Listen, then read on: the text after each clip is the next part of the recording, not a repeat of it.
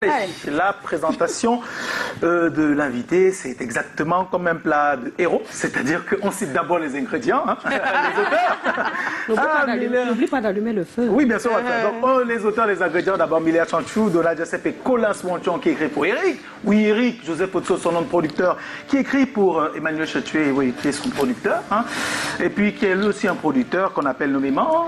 Le producteur du producteur, c'est la hiérarchie suprême. Elle est présidente des Cardinals d'Or, elle s'appelle Madame Colette Chatué. Tous les soirs, en début de semaine, on lui dit bon lundi. Bon lundi. Oui, bon lundi. Ah là là.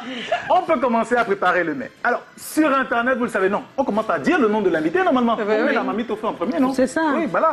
Donc, on reçoit Trésor Moula. Hein? Trésor Moula qui n'a rien à voir avec le musicien congolais. Non, toi, tu es le cuisinier des stars, le cuisinier star et l'influenceur. Oui, parce que sur Internet, il y a des gens qui parlent de tech, qui parlent de sport, qui parlent de vestimentaire, comme Mireille Bellissima. Coucou Mireille. Il y a ceux qui font le Congo, ça, il y a ceux qui font la cuisine, comme toi. Voilà. Donc, ton histoire d'abord commence très loin du riz, de la tomate, du piment et du ginseng.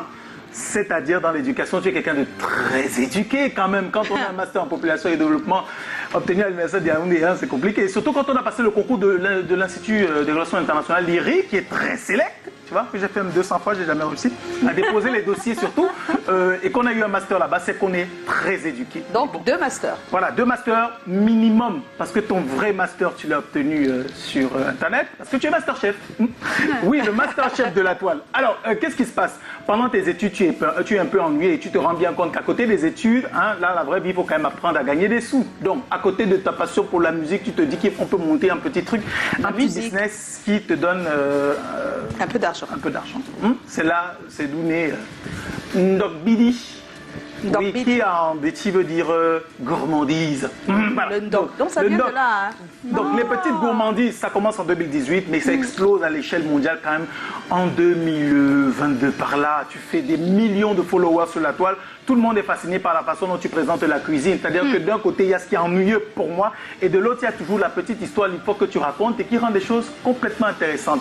Et tu vois, quand on a un phénomène comme ça, une vedette, nous, on aime toujours savoir ce qui se cache derrière, comment on fait, comment il vit, comment est-ce qu'il a pensé à ça la première fois, et surtout, comment est-ce qu'il vit son statut de vedette entre le piment et le ginseng. C'est un plaisir de te recevoir. Bienvenue, Trésor. Tu as choisi les deux, là, piment et ginseng. Oui, on sait ce que ça... je préfère. Ah bon, hein? Tu as laissé le plantain. Et tu as laissé le plantain. C'est féculent, tu vois. Moi, j'ai parlé des épices. Il veut les épices. Voilà, ben, notre invité ce soir, c'est bien lui. Oui, c'est Ndogbidi. C'est ça, non? Ndogbidi. Ndogbidi. Ndogbidi. Ndogbidi. Ndogbidi. Il est avec nous dans quelques